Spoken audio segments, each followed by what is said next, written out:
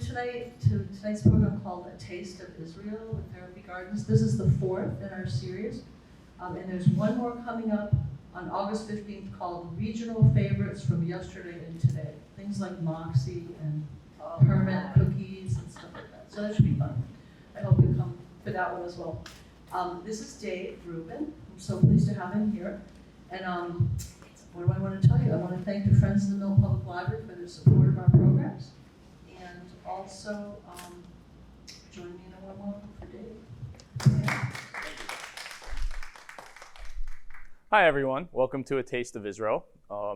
Before we get into the presentation, I'd just like to say my connection to Therapy Gardens. So you guys are probably used to Dave Wheeler, who is the founder of Therapy Gardens. Well, my father, Ron Rubin, is a friend of Dave's, and they are co-founders. So my dad helped Dave get started, and I'm now a rising senior at Dartmouth, and I love helping out my father. I think this is a great gig. So Therapy Gardens is actually in the process of changing its name to Senior University.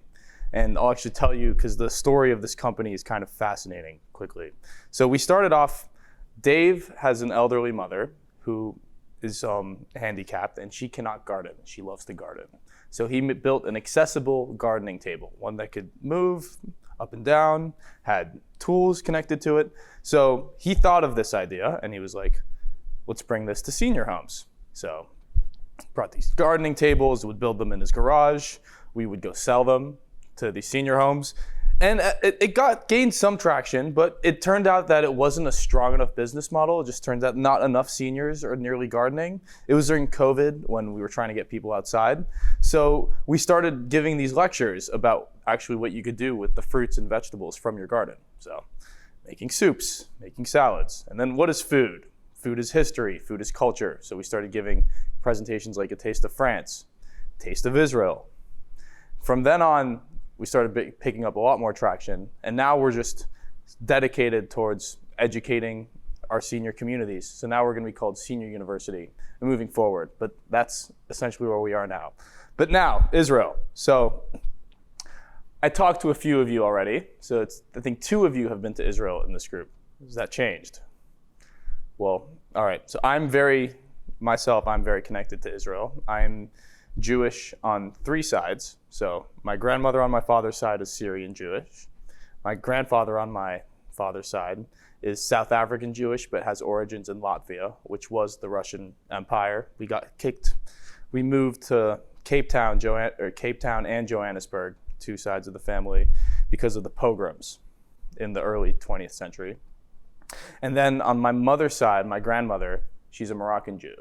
And she was the only one who went to France, where my mother lives, but all 7 of her siblings went to Israel, and they now live in the city of Beersheba, which is in the Negev desert. It is a very Moroccan city. It's fascinating. I was talking to this a bit about this, but when all the Jews started pouring back into Israel in the mid-20th century, they all went to their respective parts, and the Moroccans just happened to go to Beersheba, which is a lovely town. I'd recommend going. But about Israel now. So, what is so special about Israel? So, first bullet point is probably says it all. It's the center for the three major monotheistic religions. So, Islam, Christianity, and Judaism. Here, you see a picture.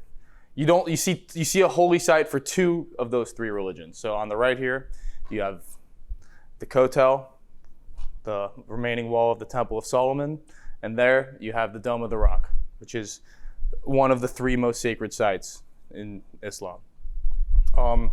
In Israel, the 2 main languages that are spoken are Hebrew and Arabic. All right, I don't want to block this, sorry. And but you can pretty much manage in English, especially in the major cities, Haifa, Tel Aviv, Jerusalem, Eilat. I will say, if you go to the countryside, don't expect them to understand your English. And Arabic is I'll speak on that. 21% of the Israeli population is Arabic, fully Arabic. And they don't, some of them actually don't speak that much Hebrew, and they manage fine. There's a lot of communities in this country where people only speak Spanish. and they manage by only speaking Spanish. So another thing is Israel is very, very rich in museums and culture and history. There's a lot of history in Israel, and Israel makes a point of sharing that history. And Israel is also the only democracy in the Middle East, a close American ally, which is, in my opinion, something very impressive. And we're also going to talk about the crazy fintech environment and the economy that's sort of been cultured around Tel Aviv, this town north of Tel Aviv called Herzliya and Haifa. So, why is Israel so special? So, if you think about the geography of Israel, it is the turning point, it is the intersection point between 3 continents. So, a little bit further up to the northwest, you have Europe, Turkey, Greece, Cyprus. You have Egypt here and the continent of Africa. And east, past the Middle East, you keep going, you got Asia, China, India. So trading back in the day, whenever you were trading amongst the main empires, it would go through Israel. So naturally, a lot of tastes, a lot of different foods, fruits, vegetables, they all flowed through Israel. Also being conquered. Whenever the Ottomans decided they wanted to go south, they took Israel. When the Egyptians wanted to go east, they took Israel. When the Persians wanted to go west, they took Israel. When the Romans expanded, they took Israel. The Greeks took Israel. So it's a land that has been conquered. Different civilizations have left their mark on it.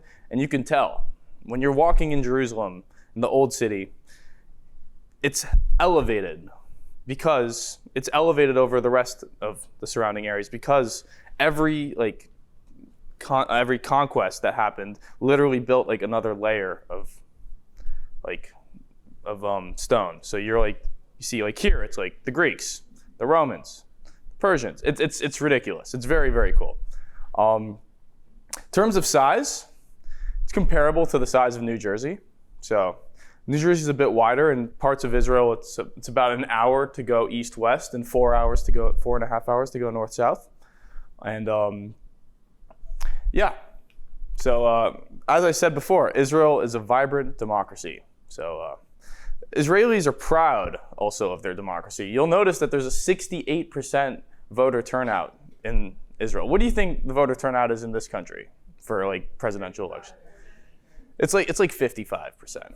Yeah, but like 68, that's a lot. People are voting, people are proud to vote. Also, Israel is a multi-party democracy where essentially you have an executive and you have the parliament. And the parliament is made up of multiple parties. And to get control of the government, you have to form coalitions amongst the government. So there's 9 main parties and 31 registered parties. This is as of 2019. And I remember my dad was telling me when he lived in Israel in the late 90s, there was literally a party that was just created by a bunch of hippies to legalize marijuana. They're like, this is our party, this is what we're doing. And it was one of the 31 parties. So obviously not that many votes going to them, but that's Israel for you. You form coalition governments. Israel has also been has been the home to many women pioneers, one of them Golda Meir. So the only, to this day, head of any state in the Middle East, and the 4th woman to lead a state in history. So she's inspired lots of generations of women, especially in Israel, and a symbol to behold. She's on currency. She's been on the head of Time magazine. So Golda Meir is a very, very impressive woman. That's actually wrong. It's not 3rd, it's 4th. I don't know why it says that. So Israel is a very proud country. As we said, they like to vote in their democracies. They hang out flags outside of their cars, similar to how if you're driving down the highway, you might see a red pickup truck driving a big American flag, So Israel is very common to see the Israeli flag waving out. And as I said, Golda Meir has inspired a generation of women, and women are very active in Israel. They serve in the military. They have helped catalyze this incredible economy that's been cultured by Israel that I spoke of briefly before. The economy has, I mean, it's not just any economy. They have like dozens of companies on the NASDAQ and like the stock exchange, like very big corporations. It's like perhaps the best place in the world, aside from Silicon Valley, to do a startup. Just the startup environment there is just so rich. And Tel Aviv is becoming a huge hotspot because of it. So moving along, this is the old city of Jerusalem. Now, I was talking about centers of monotheism. Does anyone want to point out, like, what are the three main sites, essentially, here? If anyone wants to take a guess.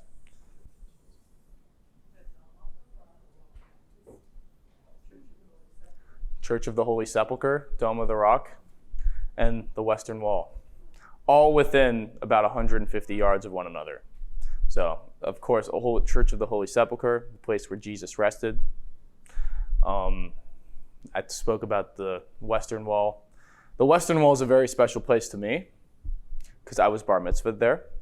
So I sang in front of the wall. The only thing that was a little bit too bad is, so it's a very traditional place. It's still segregated between men and women. So I had a booth on the men's side, but like 20 yards away. My mom, they had to like stand over a fence to see and hear me, which was, I mean, it's a little too bad, but it's, you know, it's a holy place. You respect the rules, and there's like a few rules when you're there. You can't like turn your back to the Western Wall. People get angry to you. So when you're walking away, you have to walk backwards.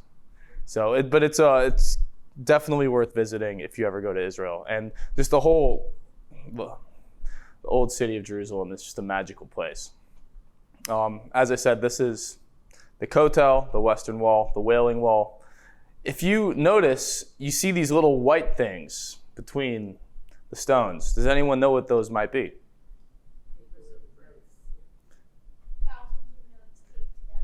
Exactly. And why do people put notes in the wall? To send messages to God. Yep, absolutely. So because it's the holiest site, people believe that if you write a little note, a little prayer, a little goal of yours, anything, you can stick it in the wall, and it's from your mouth to God's ear, or from your pen to God's ear. But yeah, so this is, and you'll notice it's the male section of the wall. If you go a little bit further to the right, there is a women's section. Via Dolorosa, spelled many different ways. This is one of them. What is the Via Dolorosa? It is the place. Does anyone want to guess? Does anyone know? It's where Jesus walked with his cross. Yeah. So on the Via Dolorosa, there's 10 stops, which we'll get into shortly. But what I wanted to say is now the Via Dolorosa is a huge shuk. It's a huge marketplace. And you can find anything at the Via Dolorosa. It's truly fascinating. Like last summer, we were in an apartment that was these huge, huge stones. So it was actually really cool inside. So my mother was cold. We were looking for ways to get warm, and she was like, oh, I want an electric blanket. Mm-hmm. So we're like, good luck finding an electric blanket in the markets of the old city, like in the summer of August. So we go there, we go to an electric store, and we're like, hey, do you guys have electric blankets? And he's like, no, but my cousin does. I'll be right back. So he comes back 5 minutes later, running down the street, holding an electric blanket.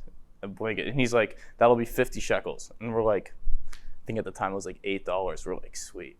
So yeah, you can find anything here. And like, it's very much like the customer's always right. If you're looking for something, they're gonna make sure you get that thing. So it's then the food here, these robes, it's all beautiful, beautiful, beautiful. So I said there were stops in the Via Dolorosa. This is one of those stops. So it's one of 10, and you wouldn't know that you're in like one of the most bustling, loud parts of Jerusalem when you walk in there, even though it's right off the street, because just the sound stays out of these places, and it's just holy, quiet, and just a really, really incredible place. Next, the Church of the Holy Sepulchre. So this is the entrance to the church. Few funny stories about the church is you're not allowed to go in there if you have shorts on or open-toed shoes. So of course it's August. Every tourist is wearing shorts, right? Well, good luck getting in there. They're not going to let you in. So another interesting thing about the Church of the Holy Sepulchre is Christianity has been a religion at war almost for the last 2,000 years. You have the Protestant Catholic split. But how do you handle the place where Jesus rested? How do you handle that? Who controls it? So back in the day, they actually came to a time-sharing agreement. So if you go there at specific times of day, so say noon, you might see all the Greek Orthodox priests leaving and all the Protestant priests arriving. So it's 6 hours. So they literally share the custody of the church, and that's how it's been able to remain an intact site for its existence. So next is, does anyone know what this is? This is the main Holocaust museum in Israel. So Israel has, the Jewish people were devastated, to say the least, in the early 20th century by the Third Reich. And Israel has made it a huge point, not only in our defense, but also in our museums in remembering. And many, there's a Holocaust memorial in Boston, in DC, everywhere in Germany now. But this is the main one in Israel. And it's a really, really sacred and moving, powerful place. Heads of state, when they come to Israel on official visits, they come here to pay respect. And it's very much an ideal in Israelis, never again. So that is why we take this very seriously. Next is Mount Masada. Does anyone know anything about Mount Masada? Has anyone climbed it who went to Israel? Very cool. So Mount Masada, actually, question, what is that body of water behind there? I saw you raise your hand. You want to take a guess? Probably the Dead Sea. Ding, ding, ding, ding, ding. Exactly right. So that is the Dead Sea, right behind Mount Masada. So Mount Masada is, if you hike it during the day, you're tough. That is a grueling hike. It is really hot over there. It's the lowest point on Earth behind is the Dead Sea. So I hiked it. I think I left at 6 in the morning, 7 in the morning. It was like a 2-hour hike, 2 to 3 hour hike. It's I've done it twice. There's also a gondola for people who don't want to do the hike, which is very valid.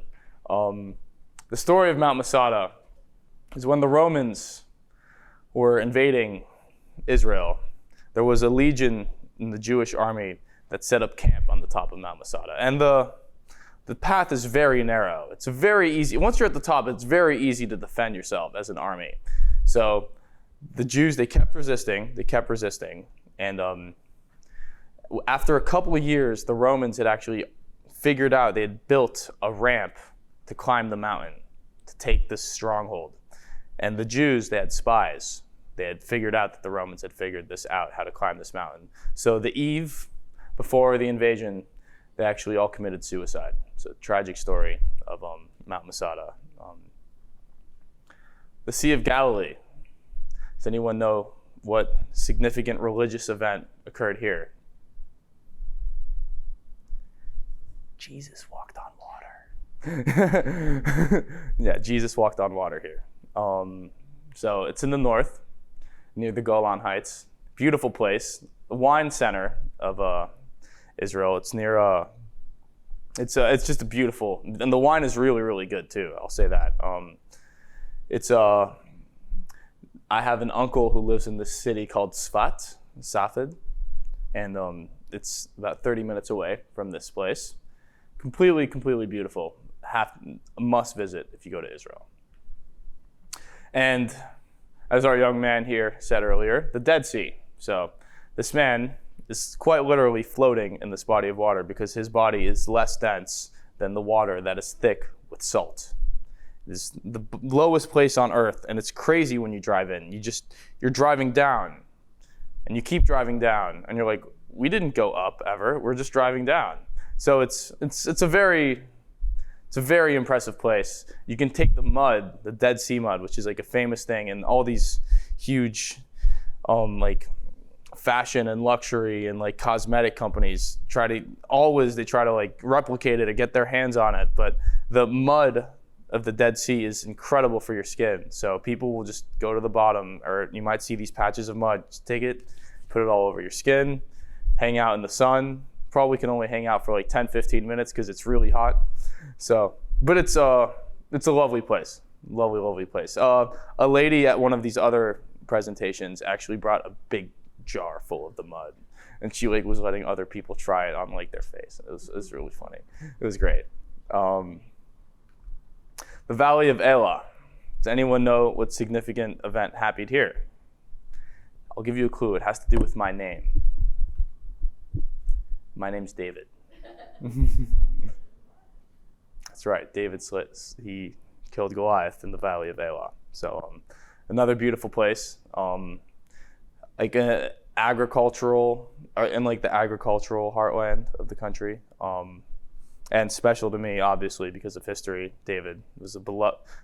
David means beloved in Hebrew, so it's the beloved king. So. And now that we've briefly gone through the history of Israel, we'll go into the food. So, as I said, it's the intersection point between the three continents. So, like this plate, there's just so many colors going on, so much stuff. So, this is all like a culmination of the history of Israel, and go into that. So, sabras. What is a sabras? In some other parts of the Mediterranean, it's native to the Mediterranean basin, by the way. It's not just native to Israel, but it's called, some people call it the fig of Barbaria, but it's a cactus fruit, essentially. You got to be careful. You see one of these, you don't want to pick it, but you open it up and it's just like the sweetest, most delicious thing you'll ever eat in your life. There's these, on street corners in Jerusalem, there's these old grandmothers who sell these, and you look at their hands and they're all calloused up. And they handle them with their bare hands, which is like, you have to be a crazy person to do that, but they're so used to it that like their hands have gotten so hard, and it's beautiful. They slice it up in front of you. It's truly a treat. And actually, funny enough, there's like a nickname for Israelites is sabras. They'll just call them the sabras. Shabbat dinner. So Jewish culture revolves around Shabbat. It's probably, in my opinion, maybe the biggest legacy that Judaism has left on the world is that people do not work 7 days a week. We just don't believe in that. You know, you work 6 days a week and you rest one day. So Shabbat is a place where family, friends, strangers come to your table, and everyone has a place to sit, place to eat. You talk, have a couple glasses of wine, you eat good food. It usually is a long dinner, so it can take anywhere from 1.5 to 3 hours. And it's the Shabbat starts Friday evening when you see 3 stars in the sky, and it ends Saturday evening, Saturday at sundown. So Shabbat is something that we do every week, every Friday, and I'll always bring friends. It was sort of like a staple in my childhood was Shabbat dinner at the Rubens, which was a fantastic tradition. Next is falafel.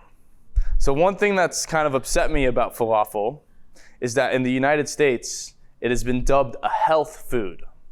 It's not a health food.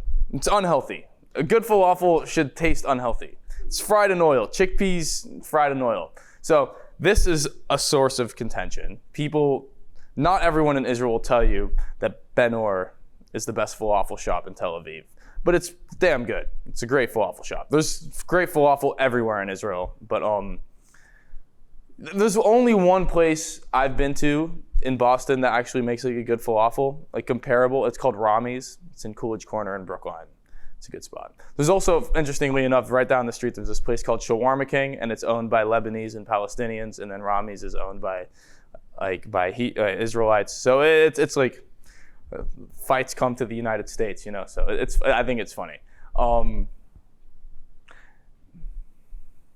So falafel, it's not just the falafel balls that go in there. It can be cilantro, pickled onions, pickled onions, pickles, a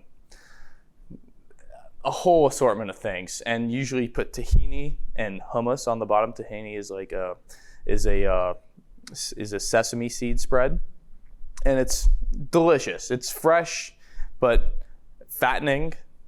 It's really something to behold. And Americans don't get falafel right. Like that's something that like Americans have had a really hard time replicating. Next, shawarma. So does anyone know what type of meat shawarma is? It's exactly right. No one knows. It's whatever the butcher has. So it's usually lamb, but it could be beef, it could be chicken. But I'd say it's 70-80% lamb. It's definitely not anything else. Hopefully. But anyways, no, you're good. Anyways, you put all these meat in these tranches on a pike, and then you let it essentially spin around an open flame, and it slowly cooks, and essentially you shave off pieces into pita bread. And you wrap it up. Sometimes you can put French fries in it. You can put cilantro, tomatoes, pickled onions, pickles, and it's absolutely delicious. A lot of really, really good meat. I'll say not just shawarma coming out of Israel. Some like excellent like cattle. Just the Israelis have it figured out in terms of like raising animals to make good meat. Next is Israeli couscous. So Israeli couscous actually is like a pretty good health food. I'll say that. It's not like falafel, but Israeli couscous actually, the funny thing about Israeli couscous is that they were trying to replicate rice essentially, but rice is a very water heavy crop. You need to flood rice plains to make rice, but they don't have that type of water. The main source of water in Israel is the River Jordan. And Israeli couscous is essentially diced up pasta. So you made pasta and you decided to cut it up really, really, really small. And it became rice. Is it rice? Is it couscous? Couscous is semolina. That's from like Algeria, Morocco. It's very, very thin. But I guess it looks more round than like couscous, so you can serve it hot, usually cold though, and you have raisins, said cilantro, onions, some peppers. It's delicious, delicious. And a staple of any Israeli meal. Next is babka. Boy, is babka good. Babka is chocolate bread. And this is actually from Eastern Europe, and it went back to Israel with the Jews who left. And there's really, really good babka everywhere in Israel. You sort of eat it at every Shabbat dinner, or at least in my experience you have. It's very fattening, it's very heavy, but it's so good. There's a good babka place also in Coolidge Corner that just opened up shop. They do a Boston cream babka, which, it's a lot. It's very rich. So imagine this, but with like Boston cream sauce in it. So, yeah, it's good. It's probably your daily caloric intake though, in one little piece. So, yeah. Next, daily life. So this is a street in Tel Aviv. Looks like a place you could get into a pretty gnarly traffic jam, eh? All the streets in Tel Aviv pretty much are single lane. So if it's ever move-in day or someone's moving, park in the middle of the street. Good luck getting around the street. So also cars in Israel are very different, the car market. There are American cars, but since it's these little narrow streets, unlike America, you need to drive like smaller, maybe a Fiat, maybe a Peugeot, a Renault, like the small French cars. A lot of stick shift cars in Israel. They're actually building a subway system in Tel Aviv, which I believe is going to be ready next year. And that'll be pretty revolutionary. They're trying to sort of hone down on the terrible traffic. There is high-speed rail also in Israel. You can go from like Tel Aviv to Haifa. It's not, I wouldn't say high speed. It's not like what they've got in Europe or in Japan. It's more like the Amtrak, like taking like a Sila or something like that. But yeah, traffic jams in Israel are bad. And this is like a pretty typical street in Tel Aviv is what it would look like. This is Jaffa Street in Jerusalem. Jaffa Street has a tram in it, and it's sort of the main shopping center in Jerusalem. It's a very, very cool place. Good nightlife. Good, a lot of different people. Also a lot of Orthodox Jews, wearing the black hat, the gown, the tzitzit hanging out, which are the ends of the tallis, a tallis is a robe. Let's let these people in. Oh, you're good. And I mean, when we're in Jerusalem, we spend a lot of time here. As I said, my family is currently in Jerusalem, so I've got 2 younger brothers, a mom and a dad. I'm staying here to work my other job, but we live right down the corner from this place.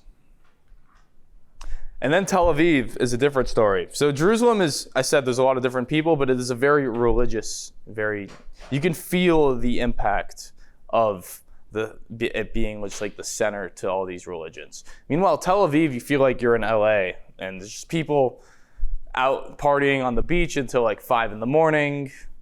There's people driving down skateboards. It's a super fun place, and it actually was named, interestingly enough, this year, the best culinary city in the world, which is fascinating because my mother's from Paris. So obviously, she took offense to that, from Paris, But gotta hand it to you in Tel Aviv, it's you are almost never let down in terms of the food. It's really, really amazing. So in Tel Aviv, it's the economic powerhouse, not only of Israel but really the Middle East. The amount of money being generated there in terms of market caps of companies. In terms of there's big financial institutions sort of setting place there. It's really on the rise. It's going to be a city that exists for a really long time, and it's going to still be a center economically, like a mini Silicon Valley, if you will, of the Middle East. So this was a blurry picture, which shows it better on my computer, but it was taken by my father. It's Jaffa Street. And does anyone know what these men are doing on the side of the road? Anyone? Rabbi? Would you like to share? They're trying to get other Jewish people to pray. Yeah. Do morning prayers. Yeah, essentially. So there's this box they put on your head, and they tie it around 13 times, I believe. Or 7, sorry, apologies. 7 times around your wrist. And essentially, it can be either, is the goal to get you to pray? Yeah, but I think it's also some of these people, they just want to bless you for your day. And it's a nice thing. I grew up fairly reformed, but I still feel very touched when I get approached by these people and I'm walking down the street to just bless your day, your week, anything really. So thank you for watching this presentation. I hope you guys all enjoyed it. And we can stay for some questions. And yeah, that's all I got today. Thank you.